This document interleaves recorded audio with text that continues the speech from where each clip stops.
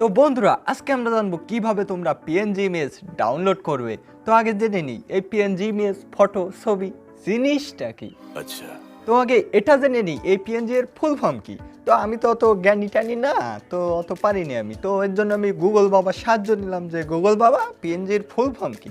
তো গুগল বাবা আমাকে যেটা জানালো সেটা হচ্ছে, ভুলে গেছি,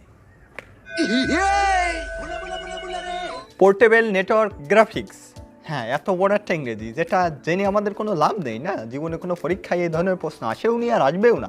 তো তোমরা যদি সত্যিই পিএনজি এর ফুল ফর্ম মনে রাখতে চাও তাহলে এটা মনে রাখো, পিএনজি এর ফুল ফর্ম হচ্ছে পিছনে নেই গাছপালা।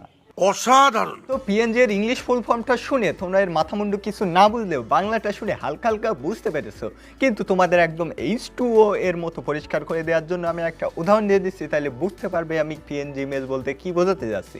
তো এটা হচ্ছে একটি নর্মাল পিকচার, আর এটা হচ্ছে একটি পিএনজি পিকচার। মানে পিএনজি পিকচার হলো এমন একটি পিকচার যে পিকচারের পিছনে ব্যাকগ্রাউন্ড নেই। তো যে পিকচারের পিছনে ব্যাকগ্রাউন্ড নেই তাকে পিছনে নেই গাছপালা অথবা পিএনজি পিকচার বলে। তো এই পিএনজি পিকচার তোমরা বিভিন্ন ধরনের অ্যাপের দ্বারা নিজেই তৈরি করতে পারো, কিন্তু উই আর ল্যাথখোর বাঙালি, কিভাবে ডাউনলোড করব সেটা বল, না হলে খাবি গালাগালি।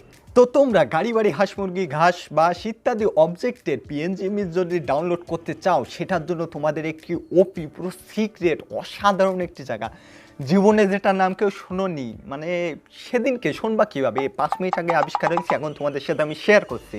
সেই জায়গাটা তোমরা কেউ চেনো না, সেটা হলো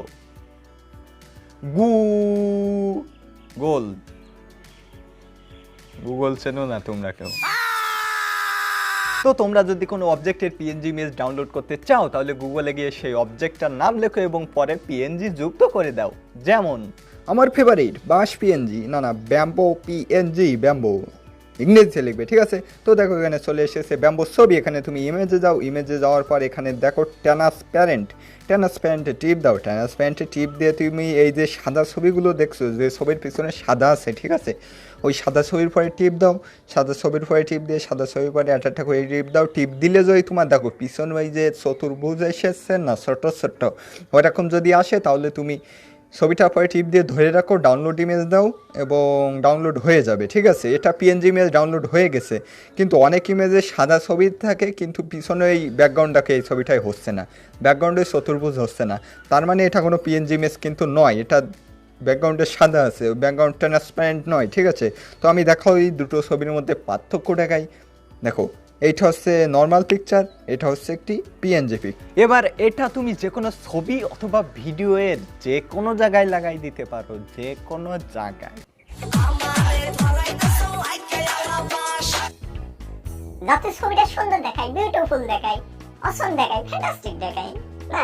তো বন্ধুরা এটাই এরকম একটা জিনিস, তোমরা ইউজ করে দেখো, তোমাদের ভিডিও এবং ছবির কোয়ালিটি আগের থেকে অনেক হাই হয়ে যাবে, ঠিক আছে। তো চ্যানেলে যদি নতুন হয়ে থাকে লাল বাটনের টুকুই দিয়ে, বেল বাটনের টুকুই দিয়ে দিও, আর ভালো লেগে থাকলে এটা দিও, আর বাই।